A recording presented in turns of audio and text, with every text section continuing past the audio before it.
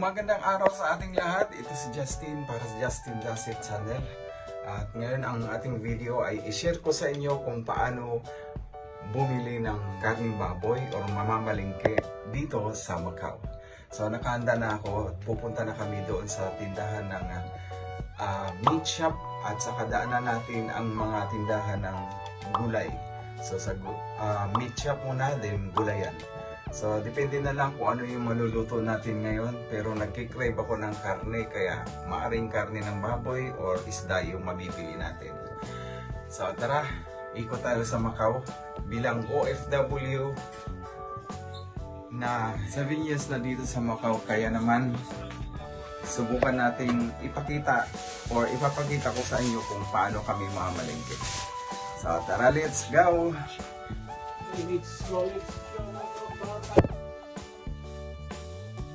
para sa kami dito sa amin, inuupahan condominium. Wow! Condominium. Dito to talaga yun guys, lahat na tao dito sa Macau. May susi. Yeah. Lahat na OFW dito ay naka-condominium. Kaya naman, feeling nasa magandang kabahayan. Pero yung mga design ng condominium dito sa Macau ay Portuguese inspired. So makikita niyo ang mga tiles na kalat lang. So tara, let's go, baba na tayo. Yung kasama ko ay nakababa na. Ako ay nagdadadaldal pa rin dito. Siyempre, vlog is life. Kaya naman tuloy-tuloy lang kayo sa pagsuporta ng aking channel. Ngayon ang aking channel ay medyo sumisipa na, kaya salamat sa inyong suporta. Salamat sa inyong suporta. Yan. Maiambag naman ako sa YouTube. Sana pumunta yun.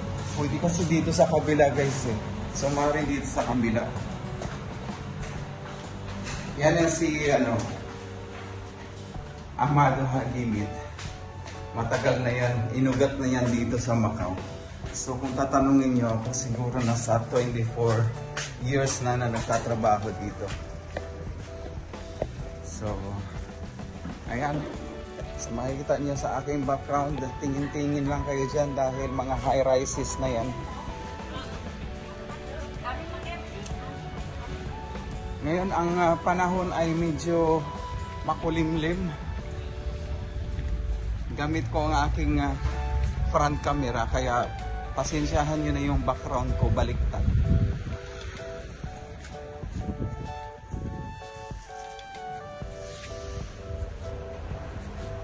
So yan, mga high-rise yan guys lahat. So kaway-kaway dyan sa aking kasama. Malaki nang naiambag yan sa Pilipinas. Alam nyo kung bakit? Siyempre, sa pagpadala ng mga remittance, nagagampanan niya na yung kanyang papel bilang OFW na bayani daw. Daw lang. Tumawag sila ang mga bagong bayani dito sa ibang bansa. Siyempre kasama na ako doon. Pero ang aking katayuan ay kakaiba dahil siyempre natapos na ang ating kontrata, so back to zero tayo dahil maghahanap tayo ng panibagong employer. So ang pagbili ng karne dito sa Macau ay maraming klase. Kung ikaw ay pupunta mismo doon sa public market, yun, mga malalaking building talaga na market. So hindi ang uso dito ay talipapa. So hindi rin matawag na purely talipapa dahil ang nangyayari, kung gusto mong magtinda ng gulay, mag-open ka lang ng isang tindahan gaya niyan, gaya nun, yan, mga ganyan. Pwede ka nang mag tayo ng gulayan o karnihan Ito, ganyan, sarado. O upahan mo lang yan. So yan o. Chassis. Ang chassis na sinasabi, para sang tinusino sa atin. So ito, kagaya niyan, makikita nyo, isang gulayan.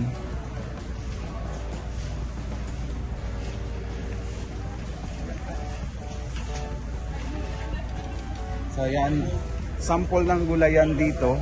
So sa kabila may gulayan din.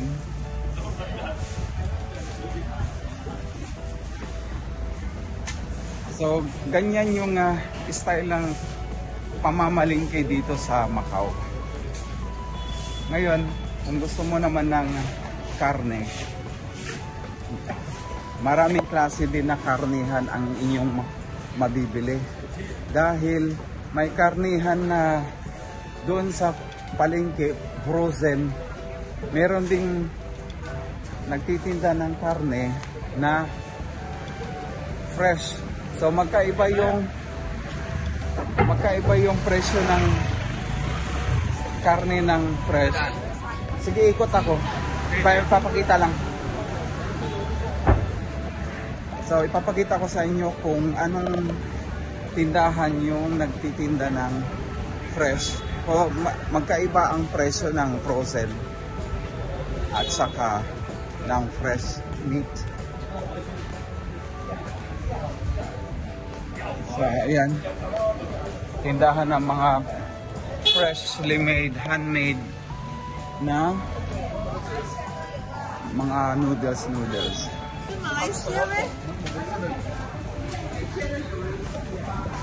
So ito yung fresh meat. This one for 60, one pound. Yeah, 60. Oh, 36. Oh, okay. That's fresh, right? I'll buy some rice first then. Oh, okay. Thank you.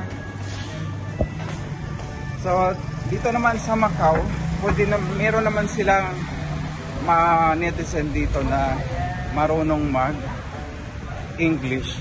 Pero hindi pa masyado, kaya kung ang pag naghahanap tayo ng perfect grammar, so hindi natin yun maririnig sa kanila dahil sila ay nag-umpisa pa lang din na mag-aral ng English. So actually, ang curriculum nila dito sa school na nagtuturo na sila ng in-accept ng Department of Education nila na pwede magturo or i-introduce ang subject na English year 2008 lang. So ibig sabihin, nung turn over ng Portuguese sa China ang Macau, doon para sila nag-open ng curriculum ng English. Kaya yun ang istorya. So nandito na tayo sa bilihan ng pork, beef at kung anumang meat na pwede nating mabili. So papasok tayo. Di ko alam kung papayagan tayong mag-vlog. So magpapaalam muna tayo sa mga staff na sa loob. Tara, let's go!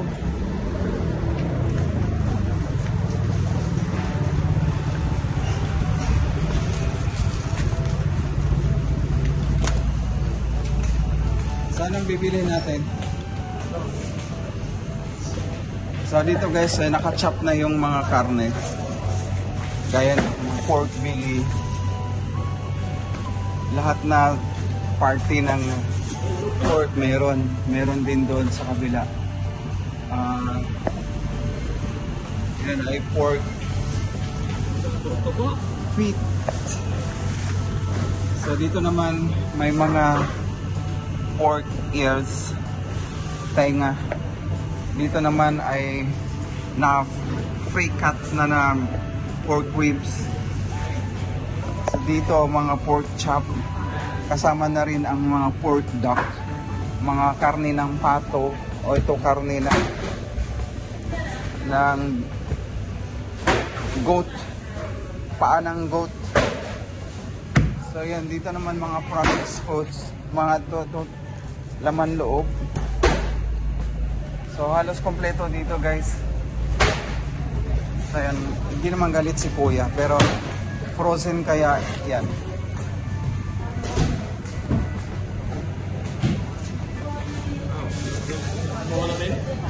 Ha? So ilang kilo yun na pamili? Tala.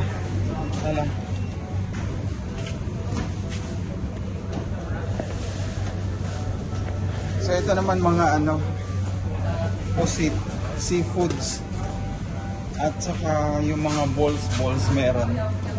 Ito mga fish balls. Ito sarap po. Mga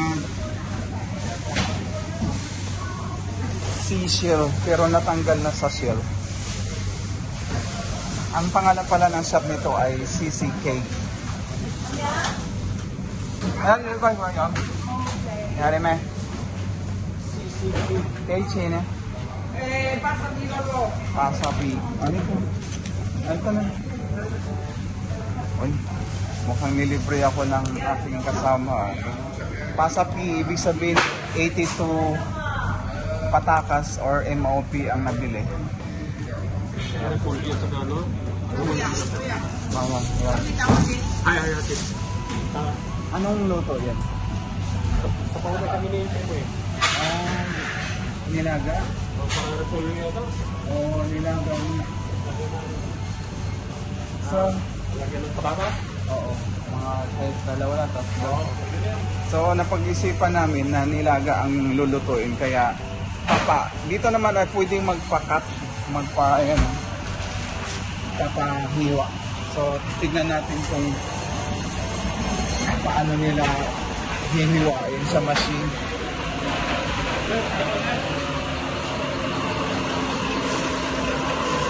Ang nilaga kayo?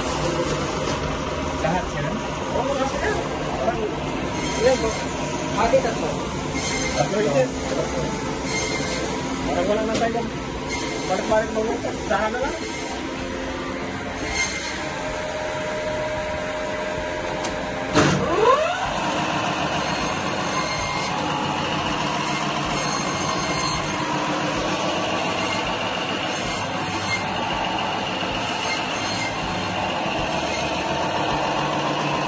Paano kaya pag-bihili ito?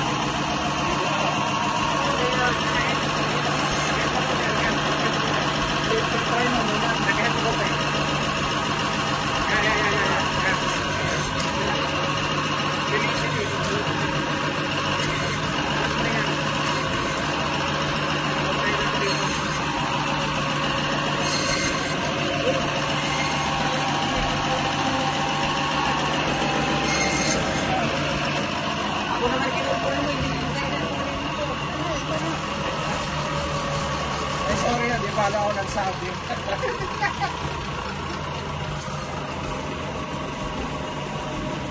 Yung YouTube yan eh, ako naman yung tinip yung naghahanap. Hindi, alam ko yun boss na bawal ang mukha ng bawat tao. Ako lang. Yung live lang. Tama. So, boards, paki-edit na lang yun. Huwag mo isama. So, ayan, pauwi na kami.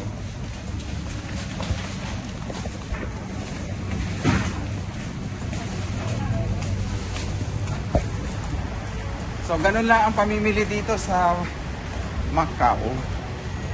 Kung ano yung gusto mong bibilhin, makakabili ka. At yun lang nga lang, frozen lahat. Pero pag ikumpara mo naman sa fresh, medyo mura ang frozen. Yun nga lang, kailangan mo malaman ang pagluto, yung process. Kailangan pakuluan mo muna dahil hindi natin alam kung anong mga substance ang nilagay doon. Kasi available na yan sa market. 6 months or 1 year bago maubos. So di natin alam, kaya kung ano man yung nilagay nila sa meat, so kailangan pakuluan muna para ma-enjoy natin at saka safe ang karne na ating kinakain. Siyempre, pinapasok mo yan sa iyong katawan Kaya naman, ingat-ingat din pag may time. So kahit saang bansa ka naman pumunta, available naman ang mga pagkain na frozen. Kaya gano'n na lang ang maibigay kong tip sa mga viewers. Pero kung sarili nyo namang luto yun, sariling tinatay na hayop, so alam na this, safe yun. So available lang yung, magagawa nyo lang yung sinabi ko kapag bumili kayo ng frozen. So background namin ay ang karagatan na naghihiwalay ng Macau at saka China. Let's go, tawid na kami, bye bye, takbo.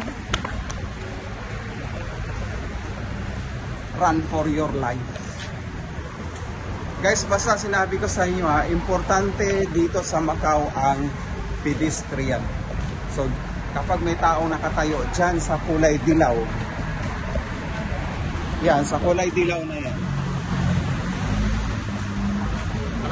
ito, so matik na yan kapag mayroong sasakyan na nasa likuran or nasa gilid,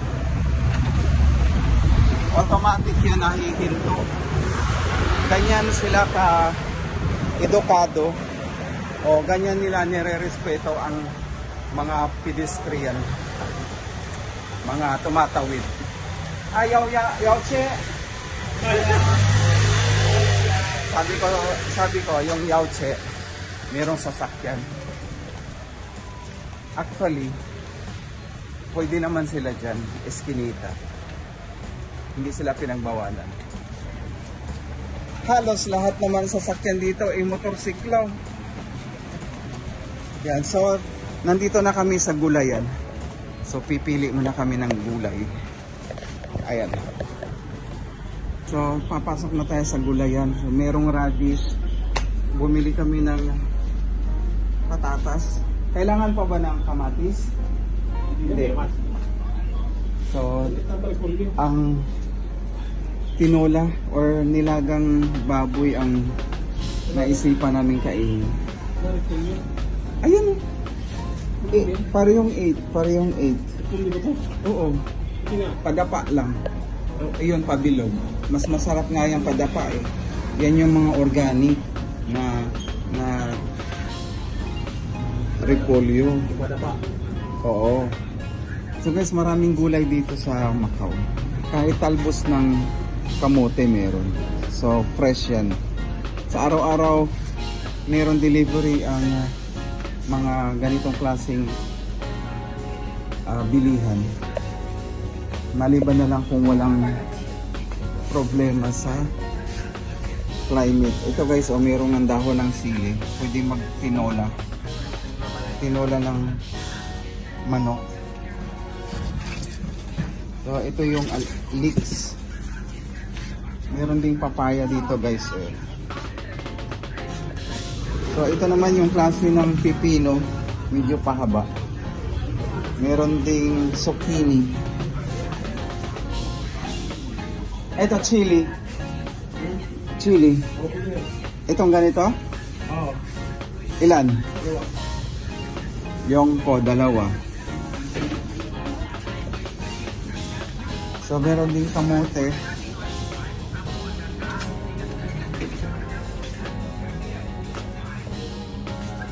Malaking luya. May maliliit. Hey, garlic. Sibuyas. Meron na. So guys, ito 3 piraso. Bali 5 lang. O multiply nyo na lang sa 7 yan. So meron ding itlog. $1 isa. So pag $1 isa, 6 pesos. Chili.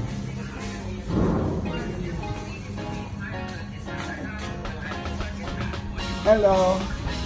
Bye bye. Chickpeas. Ito guys, masarap to. Ano tawag nito? Choy sam. Yan, 7 ang pounds. dito sa Macau pounds ang gamit. So mag-a-adjust sila ng 300 grams o 200 grams para makuha mo ang 1 kilo. So saan tayo dadaan? Guys, so tingnan nyo yung nakapark na mga motorsiklo. Pili na.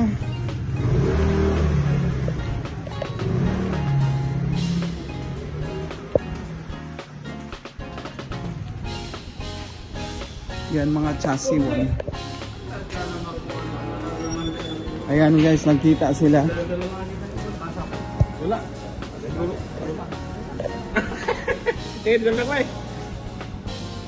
Diba? So ganyan lang yung hi, hello dito sa mga kaibigan na nasa Macau. Nakikita kayo na hindi ini-expect. Kasi guys, sa totoo lang, ang liit ng Macau. Yung inutangan mo doon sa kabilang side ng Macau, magkikita rin kayo dito sa hindi mo inaasahan. Kaya goodbye sa mga may utang dyan, magparamdam na. Magbayad na pag may time. Tabunan mo ako, kilala niya ako niyan.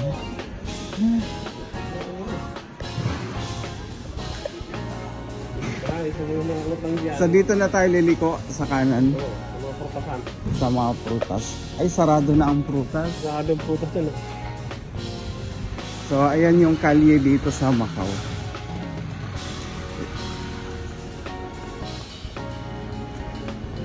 So uli, mapapansin ninyo na kanina pa ako nag-video, pero halos at kalimitang binebenta dito guys, tignan nyo yun. Yung mga nakasampay sa mga nakasampay na manok. Ang tawag doon ay anong manok yun? Yung nakasampay? Asio din ba yun? Hindi, manok eh. Kay, Sausika.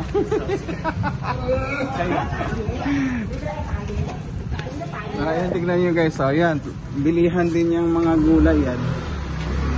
So, ganyan lang yung business dito. So, kaganyan para sa atin sari-sari store. Ayan, basta at mayroon kang pang-upa, uupahan mo yung isang space, pwede ka nang magtinda ng kung ano. Siyempre, kukuha ka rin ng permit. Business permit. Importante yun. Ito rin, isa ring sari-sari store. So, sama-sama na yan dyan. Pwede kang bumili ng beer, bigas, dilata, mga luya, spices. Wala lang binibenta na jacket doon sa ulo sa baba. Siyempre makikita mo yan doon sa pharmacy, halos nagtitinda niyan at 7-Eleven. So nandito na kami kung saan kami nanggaling.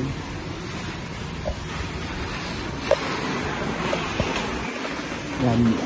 Buhay ng Macau Chinese ang inyong natunghayan ngayon sa aking vlog. Ayan, babalik na kami sa base. Dala-dala niya na ang kanyang napamili na pork meats.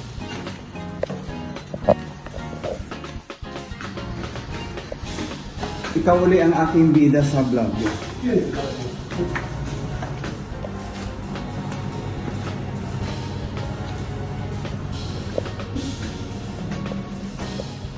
So ganito lagi ang sitwasyon ng isang OFW dito sa Macau. Kapag naka-day off, tsak, mayroong masarap na ulam. Pero depende yan kapag mayroon ng sahod. Kapag wala pa ang sahod, siyempre magtsatsaga tayo sa itlog. Tsatsaga tayo sa noodles. Noodles at ulam, talo na. Pero kapag mayroong tuyo, may Pilipino na galing sa Pinas at nagbigay ng tuyo, Ang tawag doon ay swerte mo. Swerte mo dahil binigyan ka ng tuyo. Tama? Pwede na yon pantawid ng gutom habang hinihintay mo yung sahod. Ayan, nagbukas na ang pintuan. Taloy ay papasok. Ngayon, ipapakita ko na rin sa inyo kung paano niya titirahin yun. So, yan yung aming bahay.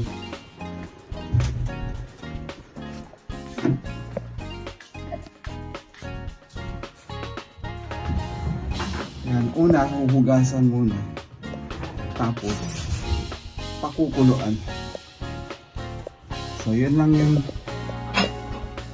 gawain kapag merong pamiling isda or meat. Kaya, dito ko natatapusin ang aking vlog. Maraming salamat sa iyong suporta at hanggang sa susunod na video. Bye-bye! So guys, papasok tayo dito sa isang Happy Family Supermarket para bumili ng hello!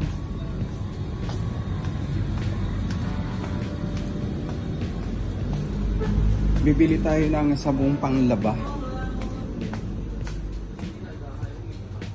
So, akyat tayo. So, may mga dilata din. Mga coffee. Ayan. Kung gusto naman namin bumili ng sardinas na Pinas brand, meron din.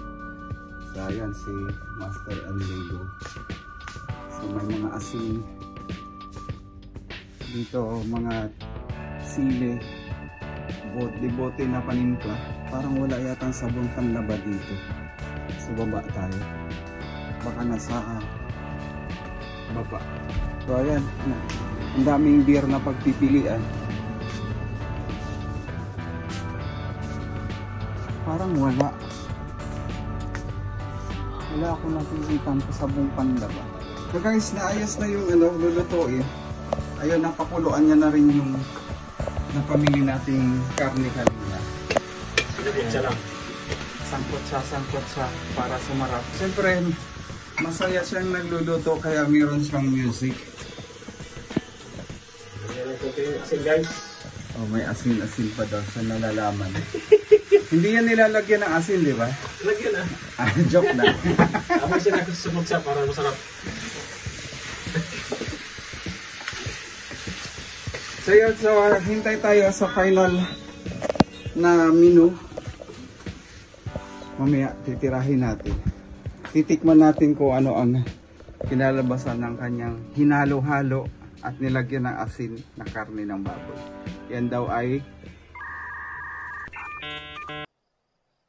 nilagang baboy. Nilagang karne ng baboy. So guys, medyo malambot na. Ayan, tinikman na namin. Naglagay pa siya ng kunting patis. Yun. Yun guys. Yan yung patis galing sa Thailand. So magdadala ako niyan pag uwi. So kunting kulo na lang. Tapos ilalagay niya na yung gulay na repolyo. Game na.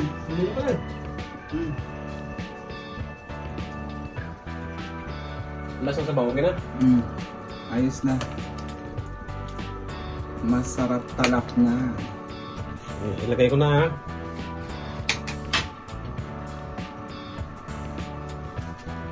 Yun, ibabaw ko na to. Sarap to pagkain mamaya. Sarap pag kinakamay. Diyan ang sarap. Mekos na yan. Pag kinakamay. Okay lang yan, Insan. Si Insan eh. Ay, kinamay na naman. Kinamay na. Wala na. Sige. Takpan. Para mamaya-maya. So yun, tinira na. Yan, sarap kainin yan. Update ulit mamaya. So yun guys, luto na ang nilaga na pork.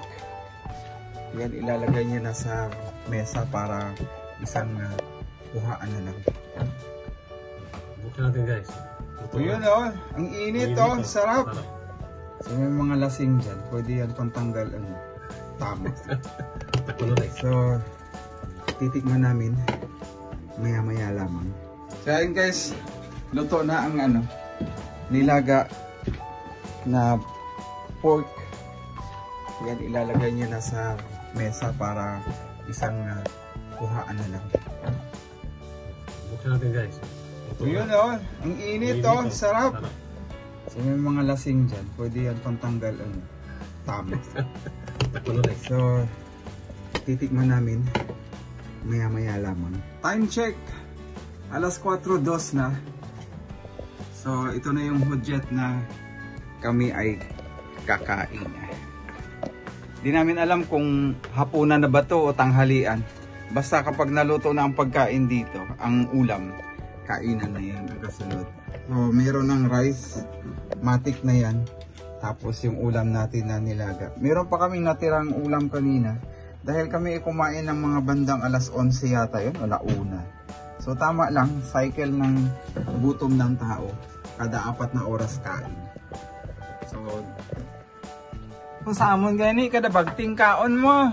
Wow. Yan, parang ganun ang mga galawan dito. Pero walang bagting eh. Kasi bagting kaon, ay sa isang araw, isang bagting, isang kaon.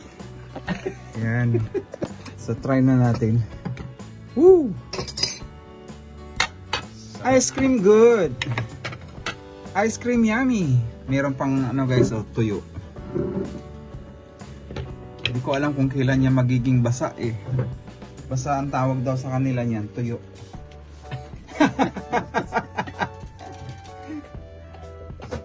Sa atin mambulad. Guys, tikman ko na yung... Sama na, pinakas na mo. Tikman ko na yung... Niluto kong... Yun, sarap. Sarap. Wow. Okay. So, saan ka pa hahanap mo? Ay, naglatang buhay sa Macau. Guys, ano, abangan niyo yung ano niya, FB page niya. Magbubukas na rin daw siya ng kanyang FB page. Parang Magla-live na rin daw siya. So, ayan. Sa may mga pagkain dyan, tara na, sabayan nyo kami sa aming pagkain.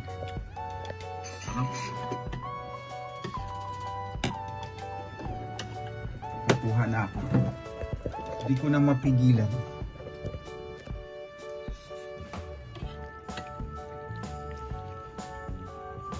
Pasensya na sa may mga high blood. Pero pwede nating ma-reverse yan yung mga high blood ninyo kapag sumunod kayo sa mga may mga vlogs na rin na nagtuturo kung paano ma-reverse ang high blood. So unang-una, share na lang konti. Basta bawasan nyo na lang muna ang inyong pagkain ng matatamis. Mga di harina na pagkain na matatamis. Kakanin, yan, umpisahan nyo yan, tanggalin nyo or bawasan nyo ng amount. Kung kinakain nyo dati 5 hiwa na anumang kakanin o 2 kutsarang asukal sa inyong kape, bawasan nyo na lang muna ng tagkakalahati. Yung mga sapin-sapin, pwede kayong kumain ng mag-start kayo kumain ng ano, 1 hiwa na lang. Yung tanggal